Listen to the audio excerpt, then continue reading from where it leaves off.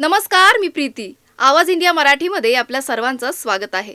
तर कालच नगर परिषद आणि नगर पंचायतींच्या निवडणुकांचे निकाल जाहीर झाले आणि आता आगामी महानगरपालिकांच्या निवडणुकांची ही घोषणा झाली आहे. तर सगळे उमेदवार त्या तयारीला लागलेत.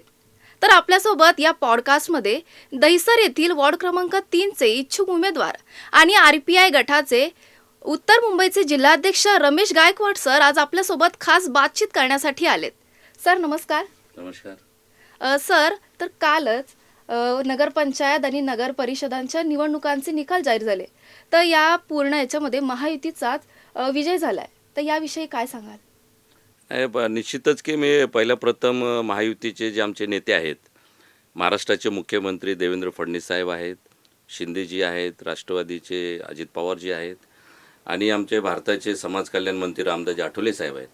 या सर्वांचं मी अभिनंदन करतो, आभार व्यक्त करतो आणि त्याच पद्धतीनं महायुतीला जो प्रचंड मोठ्या पद्धतीनं जे यश ज्यांनी संपादन करून दिलं, अशा मतदाराचंही मी अभिनंदन करतो की जो आम्हाला अपेक्षित जो निकाल होता तो आम्ही घेतलेला आहे आणि महाराष्ट्रातल्या जनतेने घवघव यश असं महायुतीच्या पदरामध्ये टाकलेलं आहे.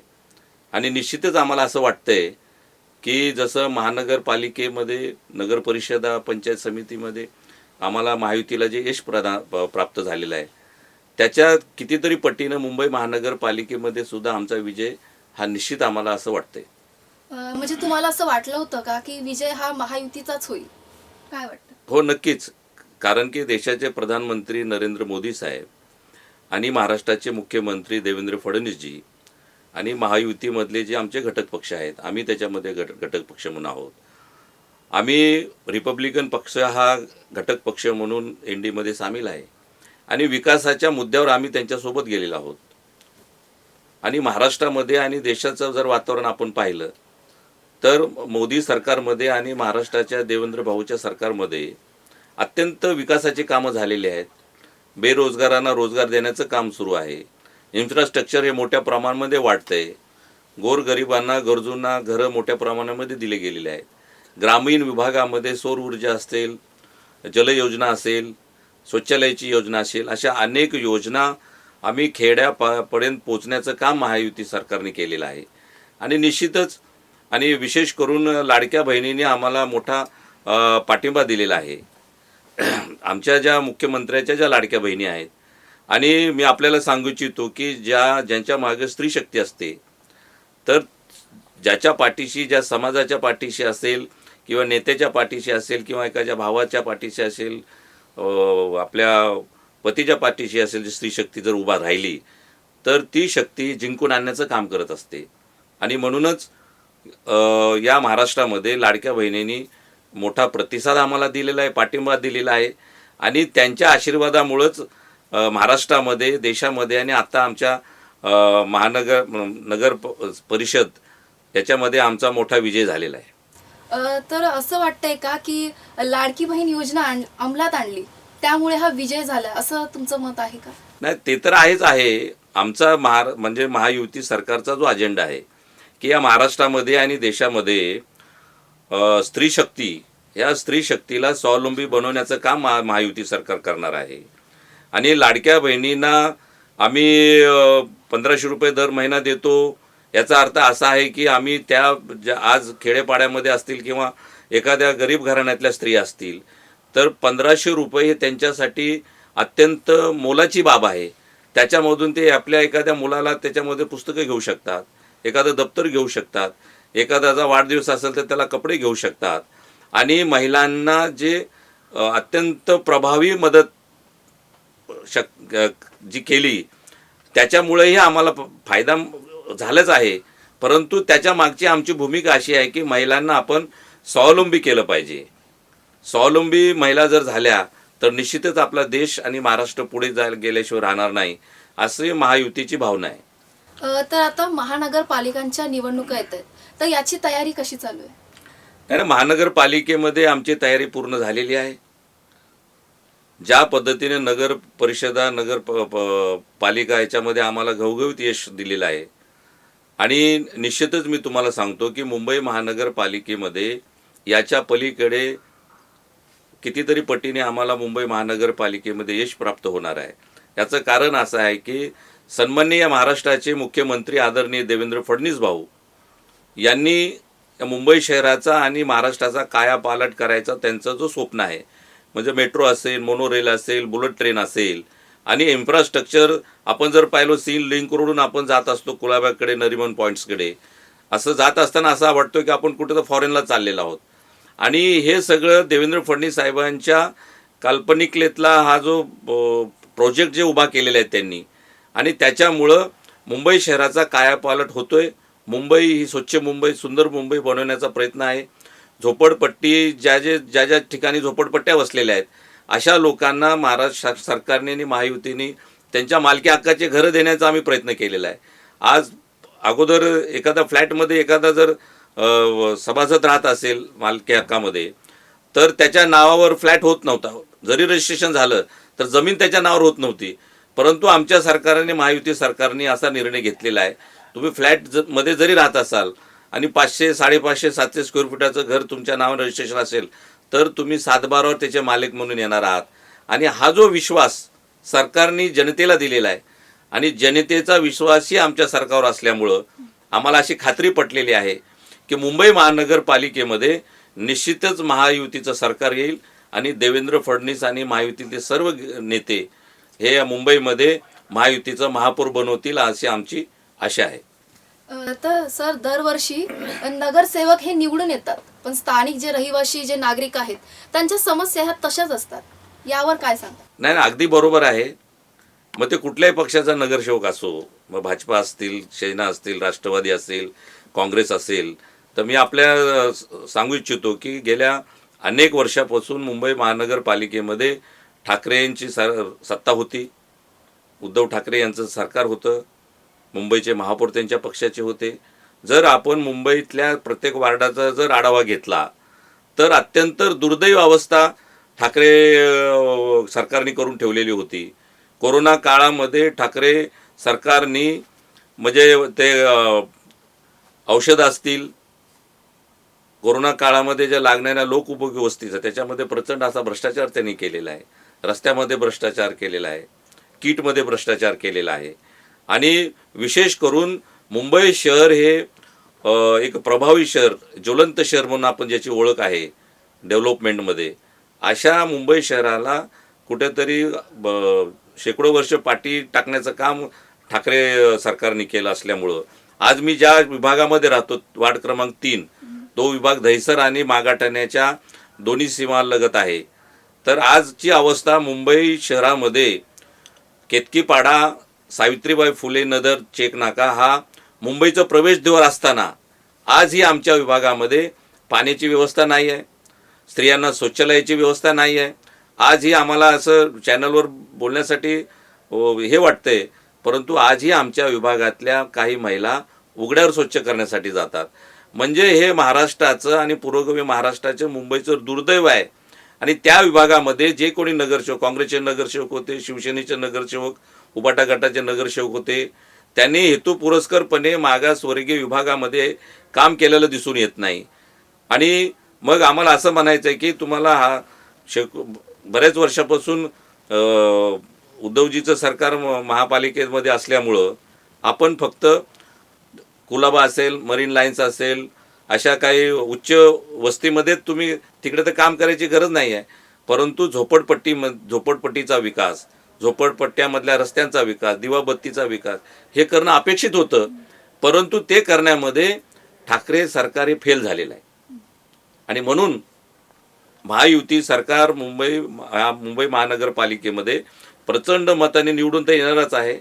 आणि आम्ही मुंबई शहराला एक विकासाचं शहर, झोपडपट्टीचा विकास करणारा शहर, आमच्या महिलांना, आया बहिणीला एक असं चांगले सुसज्ज शौचालय असतील आम्ही बनवून देण्याचं, त्यांना पिण्याचं पाणी देण्याचं काम, लाईट देण्याचं काम, आणि त्यांचे जे काही सामाजिक प्रश्न आहेत, सामाजिक असतील, शैक्षणिक असतील, हे प्रश्न सोडवण्याचं काम आमचं महायुती सरकार करणार आहे.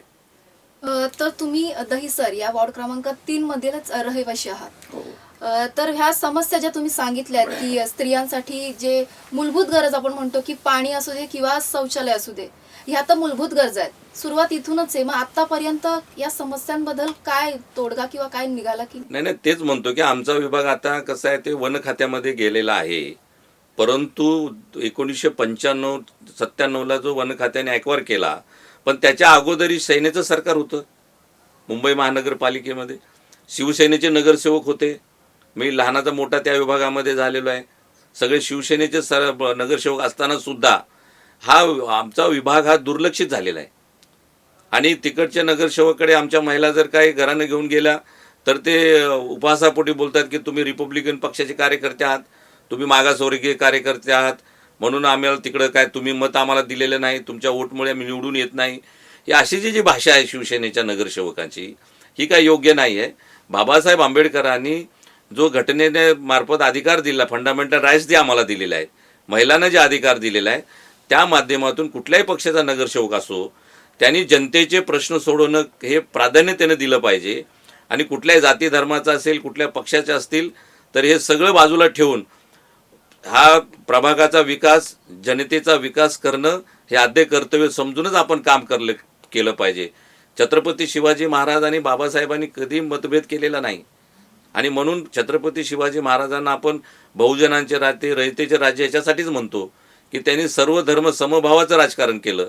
परंतु छत्रपती शिवाजी महाराजांचं नाव घेतात आणि शिवसेना उद्धव गटाची नेते मंडळी किंवा कॉर्पोरेटर असतील, आमदार असतील, ते आपापल्या पद्धतीने काम करतात. म्हणजे त्यांनी जिथं वोट घेतले तिथंच काम करायचं, जिकडे मागासवर्गीय वस्ती आहे तिकडे काम करायचं नाही. हा पक्षपात केला असल्यामुळं मुंबईची दुर्दशा त्यांनी केलेली आहे. आणि ते दुर्दशा सुधारण्याचं काम त्या महाराष्ट्राचे मुख्यमंत्री देवेंद्र फडणवीसजी, रामदास आठवले साहेब, एकनाथ शिंदेजींनी, अजित पवारजी करतील असा आम्हाला दृढ विश्वास आहे. सर, महिलांचं जे आपलं पाण्यासाठी त्या जातात, तर हा एक मोठा प्रश्न आहे. तर या समस्यांना ते कशा प्रकारे सामना करतात? आता आपण मागच्या वेळेस आपली टीम एक आली होती, त्यांनी पाहिलं असेल की सावित्रीबाई फुले नगर आहे, वांगणकर वाडी आहे, शंकर मंदिर डोंगरी आहे, असे अनेक विभाग आहे की त्या ठिकाणी आमच्या महिलांना जवळजवळ एक ॲल्युमिनियमचा हंडा आणि त्याचं वजन 60 ते 70 किलोमीटर असतं, म्हणजे वजन असतं किलो, पाणी त्याच्यामध्ये भरलेलं असतं. आणि त्या बिचारा आपल्या डोक्यावर घेऊन 70 ते 80 शिड्या आहेत अशा डोंगराळ भागामध्ये. त्या 80 किलोचा अंडा बोजा आपल्या डोक्यावर घेऊन ते 70 शिड्या जाणं आणि येणं, एवढा प्रचंड त्रास त्या स्त्रियांना होतो. मग एखादी स्त्री प्रेग्नेंट असेल, एखादी वयोवृद्ध महिला असेल, एखादी शाळकरी मुली असतील, तर अशा लोकांना प्रचंड त्रास सहन करावा लागतो. आणि त्याच्यामुळे वार्ड क्रमांक 3 मधली जनता शिवसेनेच्या नगरसेवकाला कंटाळलेल्या आहेत. त्यांना स्थानिक नगरसेवक पाहिजे, त्यांना आपापल्या समस्या जाणून घेणारा व्यक्ती पाहिजे, समस्या सोडवणारा व्यक्ती पाहिजे. आणि म्हणून आज महायुतीने असं ठरवलेलं आहे, महायुतीची सत्ता तर येणारच आहे, परंतु जो पाण्याचा त्रास आहे, शौचालयाचा त्रास आहे, ह्या आमच्या माता भगिनींना तो त्रास जो झालेला आम्ही तो नाहीसा करणार आहोत. त्यांच्या सुखसुविधा त्यांना आम्ही देणार आहोत. आणि म्हणूनच आज आपण जे मला चॅनलवर आपण बोलवलं आहे त्याबद्दल मी आपल्या चॅनलचं अभिनंदन करतो की आवाज इंडिया, मी या ठिकाणी सांगू इच्छितो की जिन्होंने दबे और कुचले लोगों को दिया है हक दिया, जिन्होंने दबे कुचले लोगों को हक दिया, उसका नाम है चॅनल आवाज इंडिया. तर आवाज इंडियाचं मी हार्दिक आभार व्यक्त करतो की आपण असेच समाजाचे प्रश्न महाराष्ट्राच्या व्यासपीठावर मांडावेत, देशाच्या व्यासपीठावर मांडावेत. आणि बाबासाहेबांनी जे 4था स्तंभ दिलेला आहे, आपल्याला जे अधिकार दिलेले आहेत, त्या अधिकाराचं आपण पालन करतात. त्याबद्दल मला अभिमान आहे या चॅनलचा की आपण एखाद्या केतकीपाड्यासारखा विभाग असेल, आरे कॉलनीतला एखादा विभाग असेल, अशा ग्रासरूटला जाऊन आवाज इंडिया हे लोकांपर्यंत, लोकांचा होणारा अन्याय अत्याचार हे सरकारी दरबारी पोहोचण्याचं काम करते. त्याबद्दल मी आपलं अभिनंदन करतो. आणि येणाऱ्या मुंबई महानगरपालिकेमध्ये निश्चितच महायुतीची सत्ता येईल असं मी तुम्हाला आश्वासित करतो. सर, दहिसर या वॉर्डमध्ये स्वच्छतेविषयी काय समस्या आहेत त्या भागामध्ये, स्वच्छतेविषयी काय काळजी घेतली जाते किंवा कसला तो परिसर कशा पद्धतीने ज्या समस्यांचा त्याचा सामना करावा लागतोय? आपण जर पाहिलं की आपलं चॅनल त्या ठिकाणी आलं होतं आणि अक्षरशः त्या विभागामध्ये आपण ज्यावेळी रस्त्याने जातो ते गटार दोन्ही बाजूने तुडूंब भरलेले आहेत. त्याचं पाणी रस्त्यावर वाहतं आणि त्या गटाराचं पाणी रस्त्यावर आल्यामुळं त्याचा प्रादुर्भाव वाढलेला असतो आणि त्या विभागामध्ये हिवताप असतील, मलेरिया असेल, असे नाहक रोगराई पसरलेला तो विभाग आहे. रस्त्यावर प्रचंड असे कचऱ्याचे ढीग साठलेले आहेत आणि त्याच्यामुळे लहान मुलं असतील, वयोवृद्ध असतील किंवा एखादा तरुण असेल, जर त्यांना काय बाधा झाली तर ती बाधा कशामुळे? दूषित पाण्यामुळे होणार आहे, गटारामुळे होणार आहे. आणि अशा अनेक समस्या आता जर आपण जाऊन पाहिलं ना तर गटाराच्या बाजूला गटार साफ करून तर ते होतच नाही, ते तुडुंब भरतात आणि ते जे दत्तक वस्ती योजनेवाले येतात, थोडंसं कचरा बाजूला काढून ठेवतात आणि ते आठवडाभर 2 महिने 3 महिने उचलतच नाहीत. आपल्या चॅनलने ते दाखवलेलं आहे. प्रचंड असे मोठमोठे ढीग साठलेले आहेत. तर कचऱ्याचा प्रश्न आहे आणि त्याने अत्यंत महत्त्वाचा प्रश्न आहे की त्या ठिकाणी वन खात्याचा प्रश्न आहे. 1997ला हायकोर्टाने, सुप्रीम कोर्टाने निर्देश दिले, परंतु मी त्या ठिकाणी पहिलीमध्ये शिकलो, माझं बरंचसं बालपण त्या ठिकाणी गेलेलं आहे. परंतु त्याच ठिकाणचे जे राजकारणी लोक आहेत, नगरसेवक असतील आणि कोणी असतील, तर ते सरकारी दरबारी ज्या वन खात्याचा जो प्रश्न आहे त्या वन खात्याच्या प्रश्नावर तोडगा काढणं गरजेचं आहे. मग आता आमच्या सरकारने, देवेंद्र फडणवीस साहेबांनी मग त्या विषयावर मग गोपाळ शेट्टी साहेब असतील, प्रवीण दरेकर जे आहेत, मी त्यांच्यासोबत त्या आंदोलनामध्ये होतो, आमचे स्थानिक आमदार प्रकाश सुर्वे जे असतील, अशा लोकांनी विधान परिषद आणि विधानसभेमध्ये या प्रश्नावर आवाज उठवून वन खात्यामध्ये बाधित होणाऱ्या लोकांना त्याच ठिकाणी पुनर्वसन करण्याचं काम त्यांनी आश्वासन आम्हाला दिलेलं आहे. आणि मग तो पिण्याच्या पाण्याचा प्रश्न आहे, तर आमचं प्राधान्यानं असं मत आहे की ज्यावर वन खातं किंवा कोर्टाच्या आदेशाप्रमाणे पुनर्वसन कराल तोपर्यंत कराल, परंतु सध्याची जी स्थिती आहे त्या स्थितीमुळे आमच्या लोकांना पिण्याचं पाणी तुम्ही दिलं पाहिजे, लाईट दिली पाहिजे, स्वच्छ त्या ठिकाणी ब्युटिफिकेशन सारखे असे उपक्रम आपण राबवले पाहिजेत, जेणेकरून त्या विभागातील जनतेच्या आरोग्याला धोका निर्माण होणार नाही अशी स्वच्छता आपण त्या ठिकाणी केली पाहिजे असं. आणि प्रभाग क्रमांक 3मध्ये अत्यंत दुरावस्था आहे आणि म्हणूनच स्थानिक लोकांनी, काही लोक आम्हाला येऊन भेटले आणि त्यांनी सांगितलं की गायकवाड साहेब तुमच्यासारखा कार्यकर्ता या विभागामध्ये पाहिजे. मी त्या ठिकाणी राहत असल्यामुळं माझा जनसंपर्क दांडगा आहे, सगळ्या जाती धर्माची लोक मला ओळखतात. मी अनेक वेळा त्यांच्या समस्या सोडवण्यासाठी धावून गेलेलो आहे. वन खात्याच्या प्रश्नावर मी अत्यंत रस्ता रोकोसारखे कार्यक्रम केलेले आहेत, माझ्यावर काही केसेस झालेल्या आहेत आणि निश्चितच येणाऱ्या महानगरपालिकेमध्ये जनता महायुतीच्या पाठीशी उभा राहील आणि महायुतीचा नगरसेवक त्या ठिकाणी निवडून येईल अशी मला आशा वाटते. सर, तुम्ही आता सांगितलं की तुम्ही इच्छुक आहात उमेदवार म्हणून. जर तुम्ही उमेदवार म्हणून इच्छुक आहात आणि जर तुम्ही निवडून आलात तर तुम्ही ह्या स्थानिकांच्या ज्या समस्या आहेत त्या कशा सॉल्व्ह कराल? नाही, माझा प्रश्न असेल की ज्या ज्या समस्या निर्माण झालेल्या आहेत त्या समस्या नाहीशा करणं, ज्या लोकांच्या समस्या आहेत त्या माझ्या समस्या आहेत. हा, कारण तुम्ही तिथलेच रहिवासी आहात, Yes. तर तुम्हाला त्या गोष्टी चांगल्या पद्धतीने आता असं आहे की जो स्थानिक नगरसेवक ज्या ठिकाणी राहतो त्याला समस्या माहिती आहेत, बाहेर येणाऱ्या लोकांना काय माहिती नसणार आहे. आणि माझी लोकांची समस्या म्हणजे ती माझी समस्या आहे.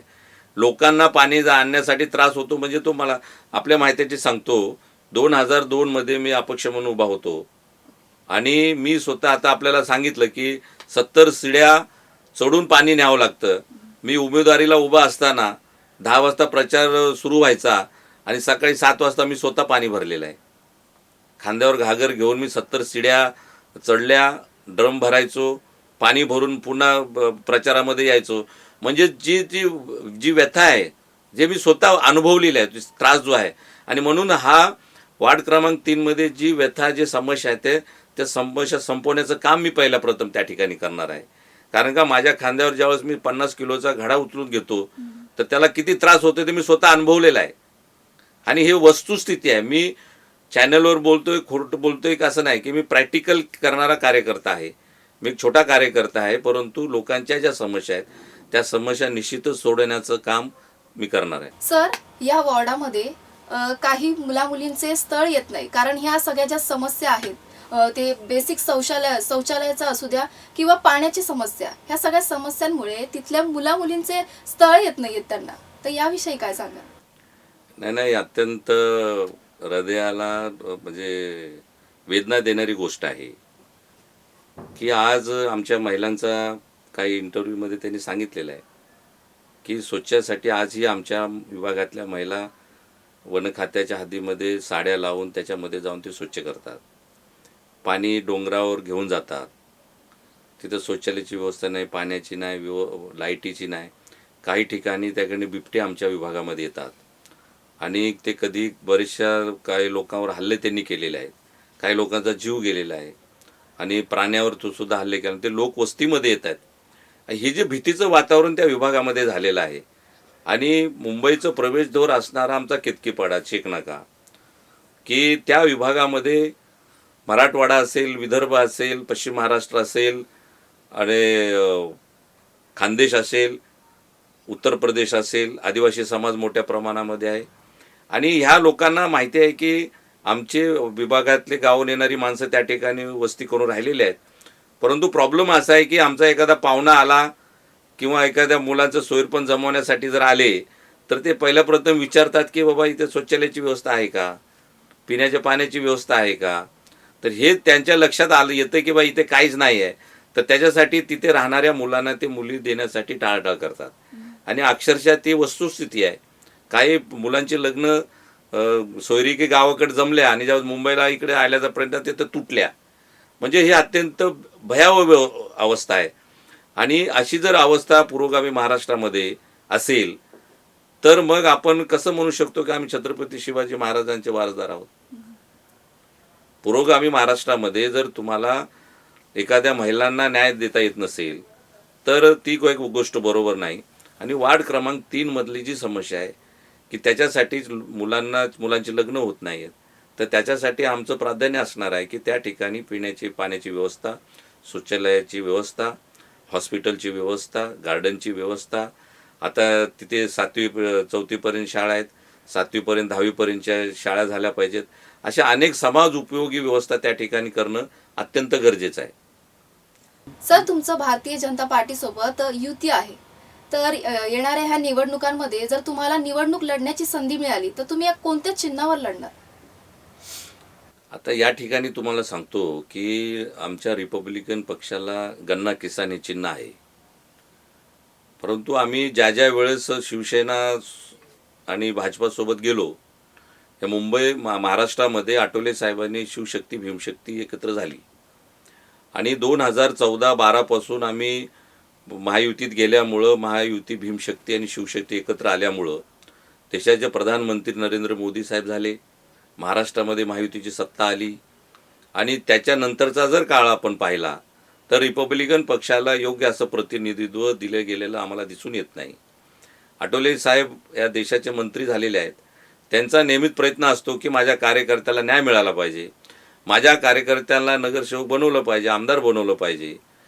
परंतु अडचण अशी आहे की रिपब्लिकन पक्षामध्ये प्रचंड लाखो लोकांचा जनसमुदाय असल्यामुळं आपण सगळ्याला खुश करू शकत नाही. आठवले साहेबांची ती अडचण झालेली आहे आणि आता आमचा असं विचार सुरू आहे की सत्तेमध्ये जर जायचं असेल तर रिपब्लिकन पक्ष हा त्या थोडा आर्थिकदृष्ट्या कमकुवत असल्यामुळं आणि आमचं चिन्ह लोकांच्या घराघरामध्ये पोचत नसल्यामुळं आमचा विचार सुरू आहे. आठवले साहेबांना काय कार्यकर्त्यांनी विनंत्या केलेल्या आहेत. जसं आम्ही 1992-90ला काँग्रेससोबत होतो आणि त्यावेळेस आम्ही काँग्रेसचं चिन्ह घेतलं आणि रिपब्लिकन पक्षाचे 12 नगरसेवक मुंबई शहरामध्ये निवडून आले. आम्हाला चंद्रकांत हांडोरे साहेब महापौर झाले. मग त्याच धर्तीवर जर येणाऱ्या मुंबई महानगरपालिकेच्या निवडणुकीमध्ये जर रिपब्लिकन पक्षाला BJPनी सन्मानाने वाटा दिला, चांगल्या जागा दिल्या, तर निश्चितच आठवले साहेब कमळावर लढणार आहेत का किसान गन्नावर लढणार आहेत ते ठरवतील. परंतु कार्यकर्त्याची मानसिकता अशी आहे की आपण कमळावर लढलं पाहिजे, सत्तेमध्ये गेलं पाहिजे. सत्तेमध्ये जर नाही गेलो तर आता ज्या आपण समस्या मांडलेल्या आहेत त्या समस्या आम्हाला कशा काय सोडवता येतील.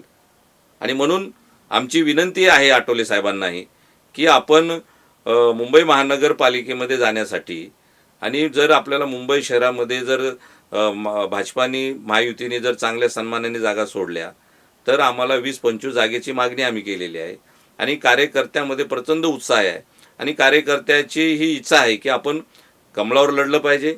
कमळावर जर लढलं तर निश्चितच रिपब्लिकन पक्षाचे नगरसेवक निवडून येतील आणि मुंबईचा विकास, महाराष्ट्राचा विकास आणि या समाजाचा विकास, सर्व धर्म समाजाचा विकास जर करायचा असेल तर रिपब्लिकन पक्षाचा प्रतिनिधी मुंबई महानगरपालिकेमध्ये गेला पाहिजे आणि मुंबई महानगरपालिकेमध्ये महायुतीचा जर महापौर झाला तर रिपब्लिकन पक्षाला उपमहापौरपद मिळावं अशी आमची अग्रगण्य मागणी असणार आहे. तर आपण पाहिलं आजच्या पॉडकास्टमध्ये दहिसर वॉर्ड क्रमांक 3 मधील समस्यांचा जो प्रश्न होता सरांनी आपल्यापर्यंत मांडला. त्यांनी त्या रहिवाशांच्या समस्या इथे सांगितल्या. तर सर, तुम्ही ह्या पॉडकास्टमध्ये सहभागी झालात त्याबद्दल धन्यवाद. हां, धन्यवाद. नमस्कार. जय भीम.